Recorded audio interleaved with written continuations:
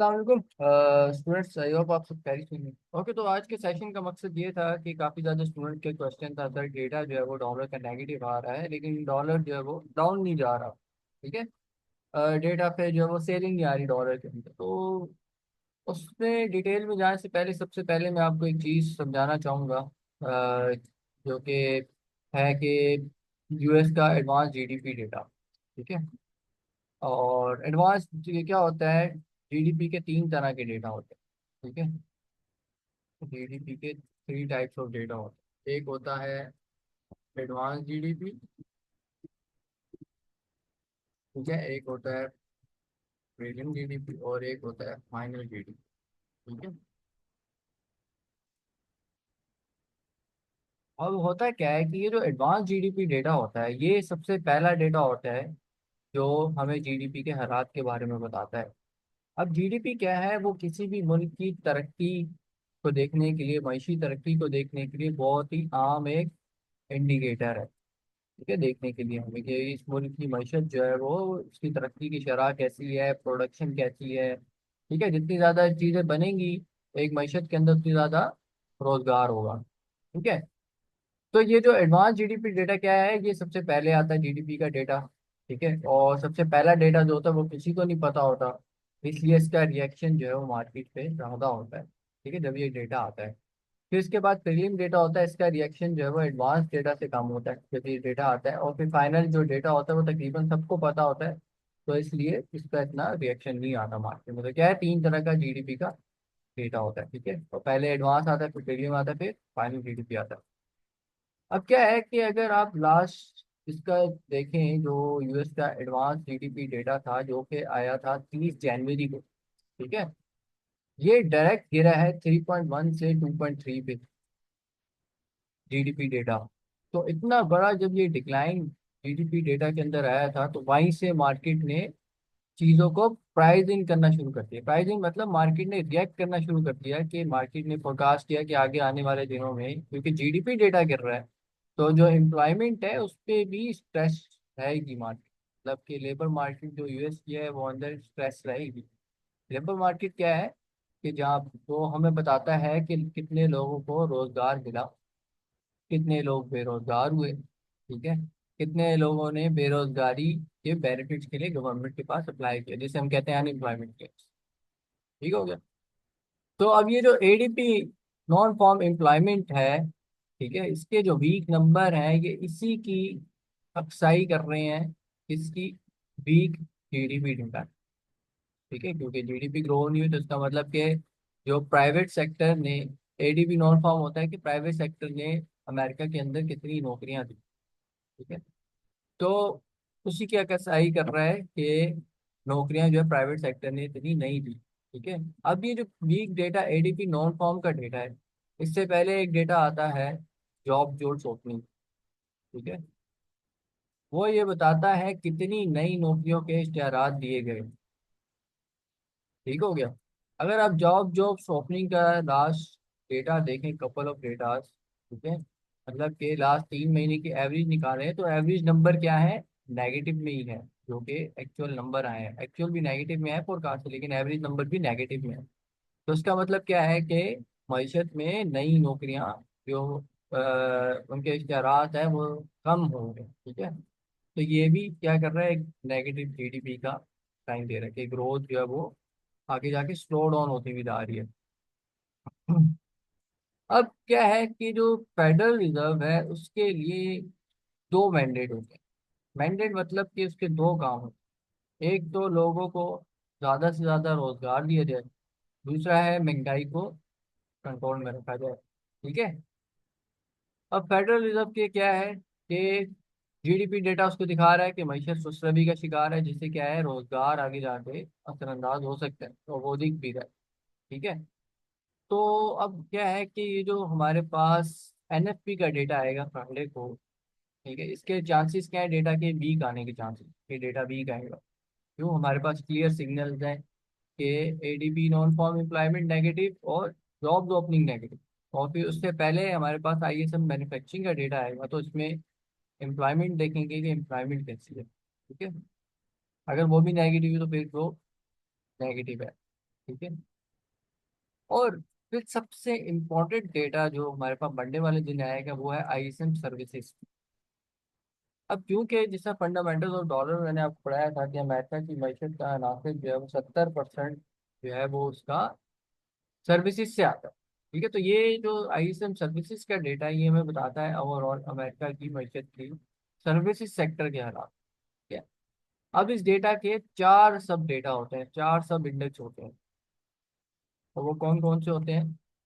वो आपको forest factory में नहीं मिलेंगे, वो आपको मिलेंगे investing.com के कैलेंडर के। ठीक है, investing.com के इकोनॉमिक कैलेंडर के।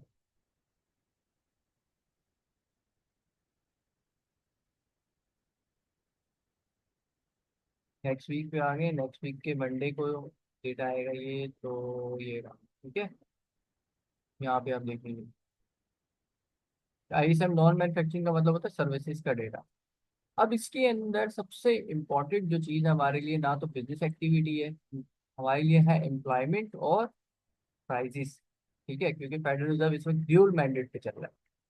तो अगर तो प्राइजेस बढ़ती है और एम्प्लॉयमेंट जो है वो गिरती है, ठीक है, फिर तो फेडरल रिजर्व का प्राइमरी फोकस क्या होगा? इंटरेस्ट रेट्स को होल्ड पे रखेगा और कुछ ऐसे इनिशिएटिव लेगा जिससे एम्प्लॉयमेंट जो है वो इकोनॉमी में बढ़े। शॉर्ट टर्म स्टिमुलेट पैकेज जाएगा इकोनॉमी में कुछ हाँ, ठीक है। तो क्या है कि अगर एम्प्लॉयमेंट बढ़ गिरती है सर्विसेज के अंदर तो मार्केट में डॉलर में इतना रिएक्शन नहीं आएगा। अगर तो प्राइसेस बढ़ती हैं तो क्या होगा? डॉलर अपसाइड स्ट्रॉन्ग होता हुआ दिखेगा। क्यों? क्योंकि फेडरल रिजर्व इंटरेस्ट रेट को होल्ड करेगा लंबे अरसे के लिए। ठीक है। और अगर तो एम्प्लॉयमेंट जो है वो बढ़ती है और प्राइसेस गिरती हैं, ठीक है, या एम्प्लॉयमेंट भी गिरती है और प्राइसेस भी गिरती है, फिर इंटरेस्ट रेट जो है फेडरल रिजर्व कट ऑफ करेगा। अब अगर federal reserve interest rate cut off करता है, करने का सिग्नल मिलता है हमें, तो हमारे लिए अब इम्पोर्टेंट चीज़ क्या है? वो है डॉलर इंडेक्स को देखना। ठीक है, कि डॉलर इंडेक्स जो है वो ऑलरेडी ये सारी मूव जो थी ये प्राइसिंग कर चुका है इंटरेस्ट रेट कट ऑफ जो आने वाले दिनों में है उसको। ठीक है, ये 30 जनवरी है जहाँ पे जीडीपी का डेटा आया था, एडवांस जीडीपी का, जो कि नेगेटिव डेटा था 2.3 का। उसके बाद से ये सारा डाउन ट्रेंड स्टार्ट हो गया क्योंकि जीडीपी गिर गई इतनी बड़ी, इकोनॉमी की तरक्की की शरह गिर गई थी। लेकिन अब क्या है कि हम कह सकते हैं कॉन्फिडेंटली कि अगर तो प्राइजेस ज़्यादा बढ़ती हैं, ज़्यादा आती हैं, जिस तरह प्राइजेस आने का चांस है इन्फ्लेशन का आगे, जिस तरह टैरिफ्स के हालात हैं, तो डॉलर के अंदर एक बाउंस बैक मिल सकता है। और उसका रीज़न क्या होगा? कि जो फेडरल रिजर्व है वो इंटरेस्ट रेट्स को और लंबा अरसे तक होल्ड करेगा क्योंकि इसको लगता है कि महंगाई आने वाले दिनों में बढ़ सकती है। तो ये है। अब मार्केट में मसला क्या है? मार्केट में क्यों मार्केट जो है वो इतनी रेंज बाउंड है कि आप यहाँ देखें तो तकरीबन जो है वो पिछले एक हफ्ते से मार्केट जो है वो एक ही जगह घूम रही है। ठीक है, 13-14 दिनों से एक ही जगह घूम रही है। तो उसकी वजह यही है कि मार्केट जो है वो कंफ्यूज है। कंफ्यूज किस में है कि यार फेडरल रिजर्व एम्प्लॉयमेंट की तरफ जाएगा कि एम्प्लॉयमेंट ज्यादा से ज्यादा दी जाए या महंगाई की तरफ जाएगा। तो वो मार्केट में ना डाइवर्जेंस है डेटा के अंदर, इन दोनों डेटा को देखते हो। तो ये था कि मैंने कहा आपको एक एक छोटा सा ब्रीफ ओवरव्यू दे दें आज की जो मार्केट में हालात चल रहे हैं, क्योंकि काफ़ी ज़्यादा इंटरेस्टिंग क्वेश्चन आप लोग कह रहे थे ग्रुप में, तो मैंने कहा कि आपको जो है वो एक अ, अच्छा ब्रीफ जो है उस पर सेशन करके एक्सप्लेन कर दिया जाए। तो कम लोगों ने ज्वाइन करा है, तो किसी का कोई सवाल है तो वो सवाल अपना पूछ सकते हैं।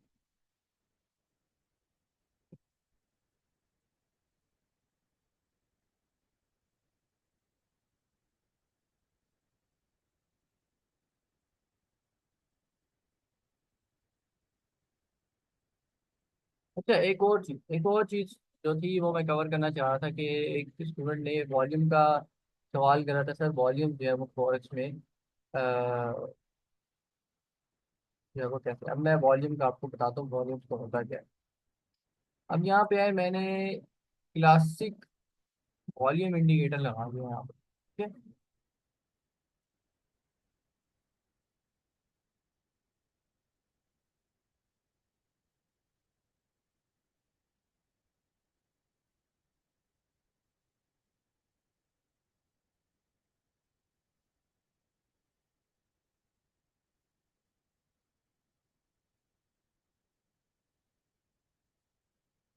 ये देख रहे हैं आप, मेरे पास क्या आ रहे हैं यहाँ पे, एक्सक्लेमेटरी मार्क आ रहा है। वो क्यों आ रहा है? क्योंकि वो बोल रहा है कि भाई कोई exact vendor volume data provider है ही नहीं। जिसका मैंने चार्ट खोला, मैंने चार्ट किसका खोला हुआ है? टीवीसी, टीवीसी एक्सचेंज का डॉलर इंडेक्स खोला हुआ है। अब मैं किसी एक्सचेंज का करेंसी का चार्ट खोलता हूँ, लाइक से मैंने यूरो यूएसडी खोला चार्ट forex.com का, ठीक है, और मैंने यहाँ पे ऐड किया वॉल्यूम इंडिकेटर।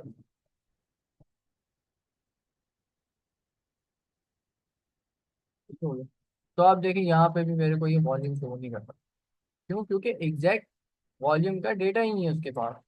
और मैं अभी यहाँ पे जाऊँ टेक्निकल्स में, 24 और वॉल्यूम्स लगाऊँ, ठीक है, तो भी मेरे पास जो वॉल्यूम का डेटा नहीं आ रहा। ठीक है, रीजन क्योंकि फॉरेक्स में एक डिसेंट्रलाइज्ड मार्केट है, 250 प्लस कंट्रीज इसको ट्रेड कर रही हैं। तो एक कोई ऑफ मार्केट ट्रांजेक्शन्स कर रहा है, कोई इंटर बैंक कर रहा है, ठीक है, कोई जो है वो कैश में लेन देन कर रहे हैं, ठीक है। तो वो एक पॉसिबल सी बात है किसी भी करेंसी के वॉल्यूम को डिटरमिन करना। 7.5 ट्रिलियन का डेली वॉल्यूम है, ठीक है, इस मार्केट का। अब क्या है कि मैं यहाँ पे अब कोई कमोडिटीज डालता हूँ, जिस तरह WTI क्रूड ऑयल, ठीक है, और मैं इसमें लगाता हूँ वॉल्यूम इंडिकेटर।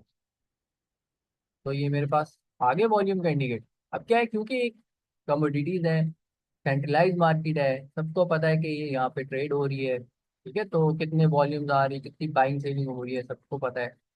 तो इसलिए मेरे पास क्या है, इसके वॉल्यूम यहाँ पे मुझे शो हो रहे हैं कि इस कैंडल के अंदर करंटली जो है वो कितने वॉल्यूम्स ये इधर आएगा आपके पास वॉल्यूम में।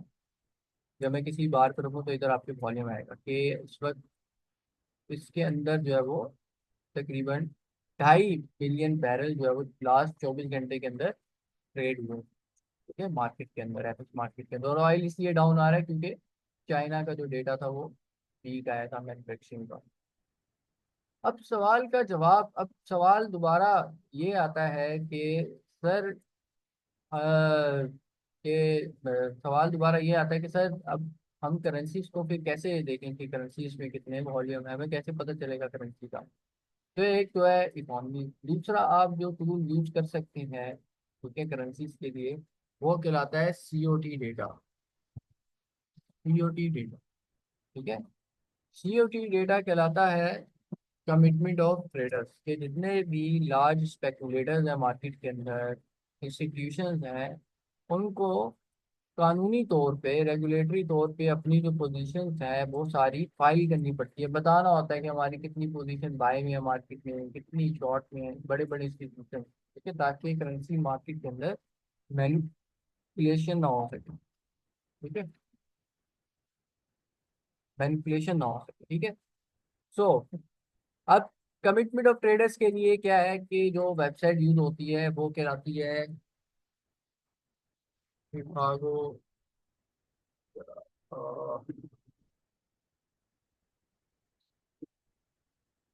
CME, CME COT डेटा, ठीक है। CME से बनता है Chicago mercantile exchange commitment of trader, या फिर आप CFTC पे भी देख सकते हैं। CFTC पे देखने तो ज़्यादा बेहतर है, ठीक है, शिकागो को हटा देते हैं। अब यहाँ पे आपके पास जो है वो कमिटमेंट ऑफ ट्रेडर्स की जो है वो रिपोर्टिंग एनवायरनमेंट क्या है, ठीक है, सारा कुछ। अब हम यहाँ पे जाएंगे कमिटमेंट ऑफ ट्रेडर्स, तो हमारे पास जो है वो सारी यहाँ पे कमिटमेंट ऑफ ट्रेडर्स की आ जाएंगी, जो उनकी रिपोर्टिंग फाइलिंग है एज ऑफ 22 उनकी जो फाइलिंग है वो सारी हमारे पास आ जाएगी कमिटमेंट ऑफ ट्रेडर्स में। अब क्या है, यहाँ पे इनकी वेबसाइट क्या है, थोड़ी कॉम्प्लिकेट है समझना, समझ में नहीं आ रहा कि मतलब कहाँ घुसे, क्या करें, क्या देखें। तो इसके लिए क्या है कि आप सिंपल एक वेबसाइट है इनसाइडर वीक के नाम, ठीक है, आप यहाँ पे देखो कि सीओटी डेटा आ रहा है, ठीक है, ये सारी पोजीशन है। अब सीओटी डेटा के अंदर जो है वो 3 तरह के पार्टिसिपेंट होते हैं। कौन कौन से? Commercial, large speculator, small traders. Commercials कौन होते हैं? जिनका लेना देना नहीं है करेंसी ऊपर जाए नीचे जाए, उन्होंने अपनी ट्रांजेक्शन्स करनी है, वो they are not in game of making profit out of fluctuation in prices. वो अपने आप को हेज करते हैं, अपने रिस्क को कम करने के लिए बाय सेल करते हैं करेंसीज को, अपने रिस्क को कम करने के लिए। ठीक है, बाय सेल करते हैं ना कि प्रॉफिट बनाने के लिए। इसी तरह जो लार्ज स्पेकुलेटर्स है they are in game of making profit. मतलब कि ये जो मार्केट में मूवमेंट हो रही है अप डाउन, इसकी प्राइस मूवमेंट के अंदर जो पैसा बनाने वाले हैं वो कहलाते हैं लार्ज स्पेकुलेटर्स, इंस्टीट्यूशन, जिसे स्मार्ट मनी कहते हैं। और स्मॉल ट्रेडर्स के अंदर सारे रिटेल ट्रेडर्स आते हैं जो कि जिनकी नेटवर्थ हाई होती है, लेकिन क्या है कि वो फिर स्मॉल ट्रेडर्स में, लेकिन उनको फाइलिंग करनी होती है क्योंकि उनका पोजीशन साइज इतना होता है कि उनको रिपोर्टिंग करनी होती है सीएफपी की। अब यहाँ पे क्या है कि जिस तरह डॉलर के आप देखें कि डॉलर में क्या है कि कमर्शियल्स जो है वो इस वक्त क्या है, नेट कमर्शियल्स की जो पोजीशन है वो इस वक्त क्या है, डॉलर में नेट लॉन्ग है। ठीक है, नेट नेट लॉन्ग है, मतलब 9,200 बाय है और 7,300 जो है वो शॉर्ट पोजीशन है। तो इसका मतलब क्या है, नेट लॉन्ग है कमर्शियल्स डॉलर में। तो इस तरह स्पेकुलेटर्स क्या है, वो नेट शॉर्ट है, लेकिन क्या है इनकी पोजीशन इनकी एक्सट्रीम नहीं है ना, एक्सट्रीम मतलब बहुत ज्यादा एक्सट्रीम बाय पे, बहुत ज्यादा एक्सट्रीम सेल, जिसकी वजह से क्या है डॉलर जो है वो एक जगह कंसोलिडेट कर रहा है। सेम यूरो के अंदर आप देखो तो पोजीशंस एक्सट्रीम नहीं होती है, ठीक है, जिसकी वजह से करेंसीज जो है वो एक रेंज में है। जैसे ही आप देखेंगे कि इनकी पोजीशंस में कोई बहुत बड़ा चेंज आए, ठीक है, मतलब कि लॉन्ग पोजीशन 10,000 पे है, शॉर्ट पोजीशन 5,000 6,000 पे आते हैं, तब आप देखेंगे डॉलर के अंदर एक ट्रेंडिंग मार्केट। ठीक है, अब ये कैसे स्टडी करते हैं ये मैं इसमें तो आपको एक्सप्लेन नहीं कर सकता। ठीक है, लेकिन क्या है कि इसमें एक शॉर्ट जी बता सकता हूँ आपको कि आप, हमारा जो मेन फोकस होता है वो होता है लार्ज स्पेकुलेटर्स की पोजीशन। हम कमर्शियल भी देखते हैं लेकिन लार्ज स्पेकुलेटर्स हमारा जो है वो फोकस होता है। ठीक है, क्योंकि they are in business of making money. जिस डायरेक्शन में ये होंगे मार्केट की, उस डायरेक्शन में मार्केट मूव करनी होगी। ठीक है, सो वॉल्यूम्स क्या है करेंसीज में हम देखते हैं किसको, कमिटमेंट ऑफ ट्रेडर्स को। ठीक है, बाकी आपने इसको डिटेल में स्टडी करना है तो ये नीचे लिखा हुआ भी है। ठीक है, एक्सप्लेन किया हुआ है इन्होंने कि सीओटी डेटा क्या होता है, कैसे रीड किया जाता है इसको, ठीक है, कैसे ये वर्क करता है, ट्रेडर्स के लिए क्यों इम्पोर्टेंट है, इसका स्ट्रक्चर क्या है, कौन मेंबर्स हैं, प्रैक्टिकल एप्लीकेशंस क्या है। ठीक है, सारा कुछ इसमें explain है, आप इसको स्टडी कर सकते हैं। तो किसी का कोई सवाल तो वो अपना क्वेश्चन जो हो मेरे से पूछ सकते हैं। ठीक है।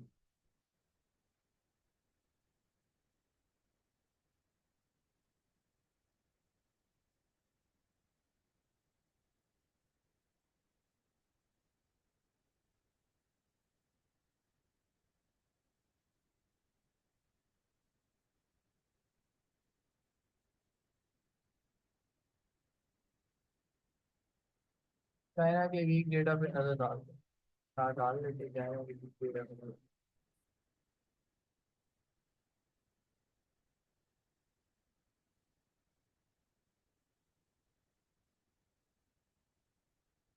पे। चाइनीज करेंसी ना इस पे स्प्रेड बहुत ज़्यादा होता है, इसको ट्रेड तो मैं नहीं करते, लेकिन मैं चाइना के डेटा पे नज़र जरूर डाल देता हूँ। चाइना जो है ना एक बहुत बड़ी इकॉनमी है। ठीक है, तो अब क्या है, चाइना में मैन्युफैक्चरिंग पीएम है, मतलब चाइना में मैन्युफैक्चरिंग जो है वो गिरी है और मैन्युफैक्चरिंग जो है वो बिलो 50 है।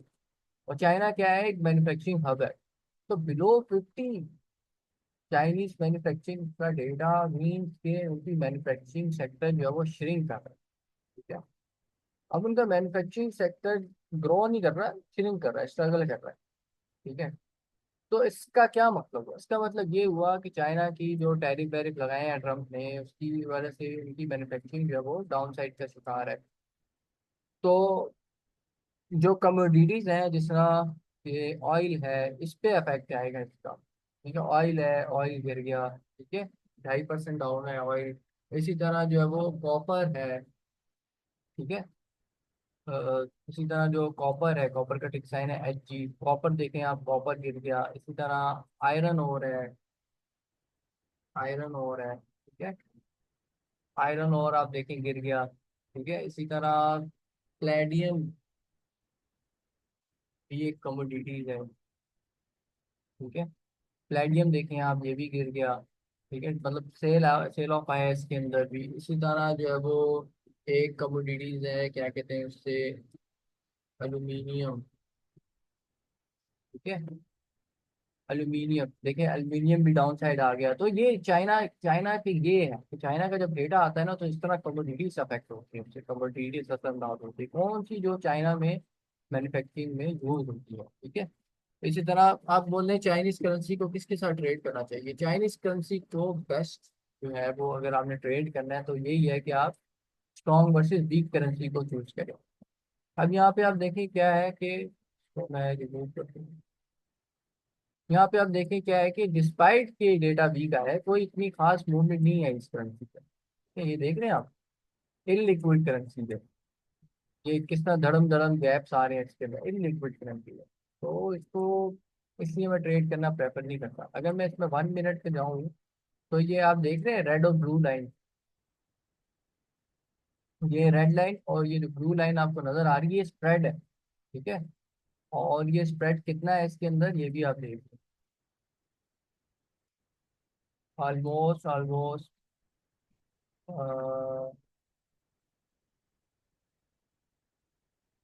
100 पिप्स का स्प्रेड है। ठीक है, तो इसलिए जो है वो इसको हम ट्रेड नहीं कर सकते। कमोडिटी पे इम्पैक्ट मैंने बताया ना, कमोडिटी सेल ऑफ आएंगी, कमोडिटीज गिरी हैं काफी ज्यादा।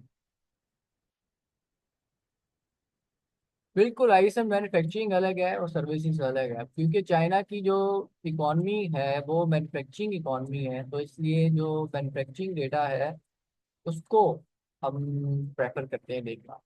ऑब्वियसली सर्विसेज भी है, तो यहाँ पे आप देखेंगे कि 3 स्टार का मतलब मैन्युफैक्चरिंग ज़्यादा इम्पैक्ट हो रहा है कंपेयर विद 2 स्टार, क्योंकि नॉन मैन्युफैक्चरिंग सर्विसेज का डेटा है।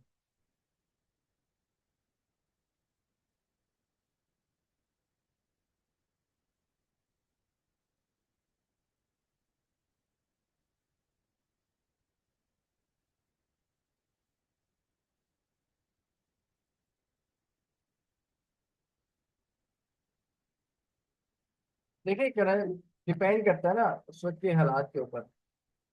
जरूरी नहीं है कि हर करेंसी का 50 से अबव हो तो वो अच्छा है। ठीक है, लेकिन क्या है कि जब 50 से अबव होता है तो दैट्स मीन के सेक्टर इज ग्रोइंग, मतलब वो ग्रो कर रहा है।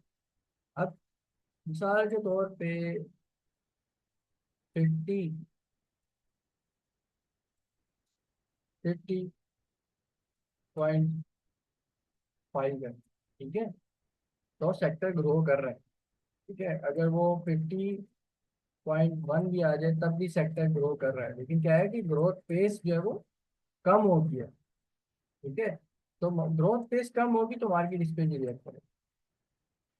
लेकिन अगर वो बिलो 50 आ जाए, मिसाल के तौर पे 49 आ जाए, तो इसका मतलब क्या हुआ, इसका मतलब ये हुआ कि सेक्टर जो है वो नेगेटिव ग्रोथ की तरफ जा रहा है, मतलब कि वो ग्रो कर ही नहीं रहा, वो उल्टा श्रिंक हो रहा है, मतलब सुधर रहा है sector। तो इसलिए ये फिर ज्यादा इम्पैक्टफुल होता है और इसका ज्यादा रिएक्शन आता है मार्केट। ठीक है,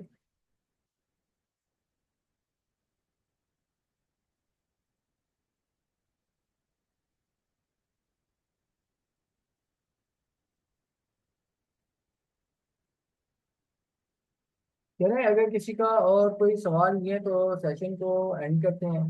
ठीक है, कोई सवाल हो तो ग्रुप ओपन रहेगा, मैं रिकॉर्डिंग को ऑफ कर देता हूँ।